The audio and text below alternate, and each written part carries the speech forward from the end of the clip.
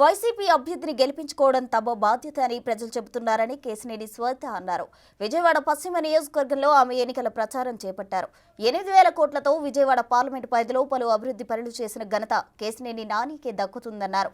విజయవాడలో ఏ సమస్య ఉన్నా ముందుగా తట్టే తలుపు కేశినేని భవంతే అని కేశినేని శ్వేత అన్నారు.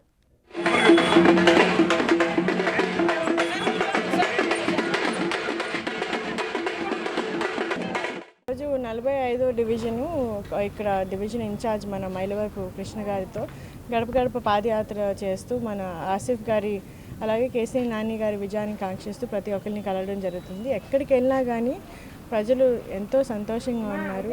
ప్రతి ఒక్కళ్ళు కూడా మా ఇంట్లో జగనన్న మాకు ఏదో ఒకటి చేసున్నారు, అమ్మఒడి, చేయూత, లేదంటే పెన్షన్లు కానివ్వండి, లేకపోతే మా పిల్లల్ని మంచిగా చదివించడం కానివ్వండి, ఈ రకంగా మమ్మల్ని సొంత ఇంటి వారిలాగా చూసుకుంటున్నారు జగనన్న. సో ఆయన్ని గెలిపించుకోవడం అనేది మా బాధ్యత అని తెలియజేస్తున్నారు.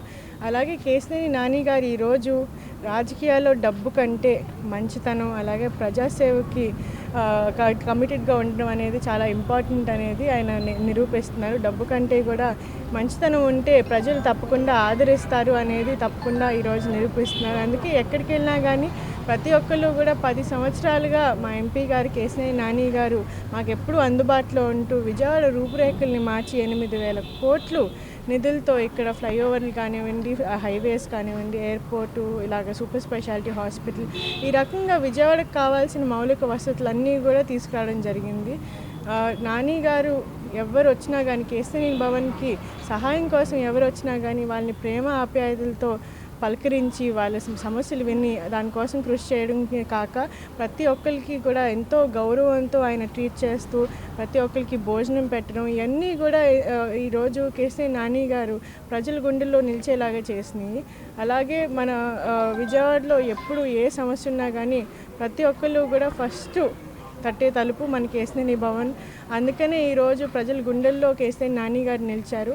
వైఎస్ఆర్సీపీలోకి వచ్చినప్పటి నుండి కూడా ప్రతి ఒక్కళ్ళు ఇక్కడ వైఎస్ఆర్సీపీ కుటుంబ సభ్యులందరూ కూడా మమ్మల్ని ఓన్ చేసుకుని వెల్కమ్ చేసి మాతో పాటు రెట్టింపు ఉత్సాహంతో పాటు ఈరోజు ప్రచారం చేయడం జరుగుతుంది. ఎక్కడికి వెళ్ళినా కానీ కేశినేని నాని గారి గెలుపు కోసం ప్రతి ఒక్కళ్ళు పట్టం కడుతున్నారు, ఘన స్వాగతం చేస్తున్నారు. అలాగే 3వసారి హ్యాట్రిక్ ఎంపీగా తప్పకుండా లోక్సభకు పంపిస్తామని చెప్పి తెలియజేస్తారు. For more videos like this, subscribe Big TV channel.